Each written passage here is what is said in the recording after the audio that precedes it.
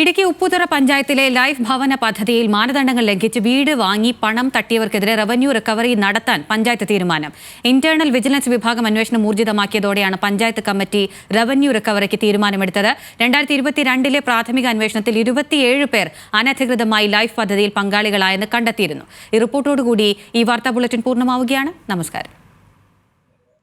Upputhara block panchayat president, Congress മണ്ഡലം committee president ഉൾപ്പെടെ 27 പേർക്കെതിരെയാണ് revenue recovery നടത്തി സർക്കാരിന് നഷ്ടമായ തുക തിരിച്ചുപിടിക്കാൻ നിർദ്ദേശം. പട്ടയ ഭൂമിയുള്ളവർ, 2-ൽ കൂടുതൽ വാഹനങ്ങളുള്ളവർ, വാസയോഗ്യമായ വീടുള്ളവർ, ലൈഫ് പദ്ധതിയിൽ നിർമ്മിച്ച വീട് 1 വർഷം തികയും മുമ്പ് 3 ഇരട്ടി വിലയ്ക്ക് വിറ്റവർ തുടങ്ങി വ്യാപകമായ ക്രമക്കേടാണ് ഉപ്പുതറ പഞ്ചായത്തിലെ ലൈഫ് ഭവന പദ്ധതിയിൽ നടന്നത്.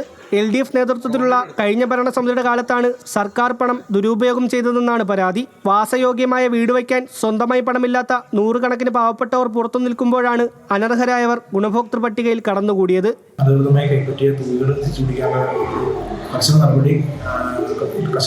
നടപടിയിലോട്ട് കടന്നിരിക്കുകയാണ്.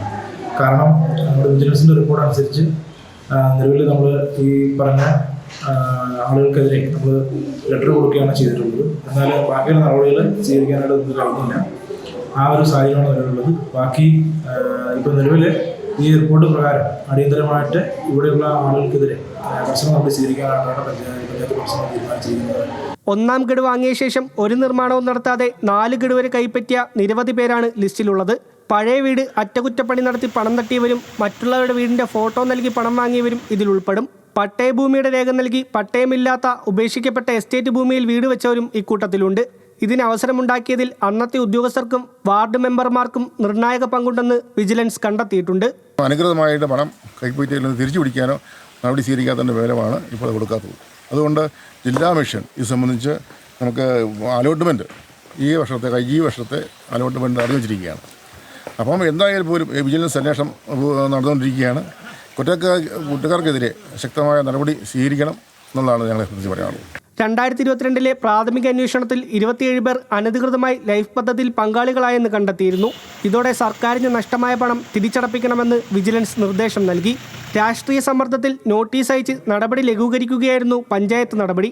കഴിഞ്ഞ ദിവസം പരിശോധനയ്ക്കെത്തിയ വിജിലൻസ് ഉദ്യോഗസ്ഥർ ഇതുവരെയുള്ള നടപടിയിൽ വിശദീകരണം തേടി. തുടർന്നാണ് റവന്യൂ റിക്കവറിക്ക് തീരുമാനമെടുത്തത്. ഒരു വീടിന് 4 ലക്ഷം രൂപയും തൊഴിലുറപ്പ് പദ്ധതിയിൽ 25,000 രൂപയുടെ തൊഴിൽ ദിനങ്ങളുമാണ് സർക്കാർ സഹായം നൽകുന്നത്. ക്രമക്കേടിലൂടെ ഇതുവരെയുള്ള കണക്ക് പ്രകാരം സർക്കാരിന് 1,14,75,000 രൂപ നഷ്ടമായിട്ടുണ്ടെന്നാണ് കണ്ടെത്തൽ. വിശദമായ അന്വേഷണം നടത്താനാണ് ഇന്റേണൽ വിജിലൻസ് വിഭാഗത്തിന്റെ തീരുമാനം. പഞ്ചായത്ത് കമ്മിറ്റിയിൽ ഒരു CPIM അംഗവും കോൺഗ്രസിന്റെ പ്രതിപക്ഷ നേതാവും പങ്കെടുത്തില്ല. ലൈഫിൽ നിർമ്മിച്ച വീട് ഉപയോഗിക്കാത്തവർ, വാടകയ്ക്ക് നൽകിയവർ എന്നിവർക്കെതിരെ ഉൾപ്പെടെ നടപടി സ്വീകരിക്കാൻ കമ്മിറ്റി തീരുമാനിച്ചു. ന്യൂസ് മലയാളം, ഇടുക്കി.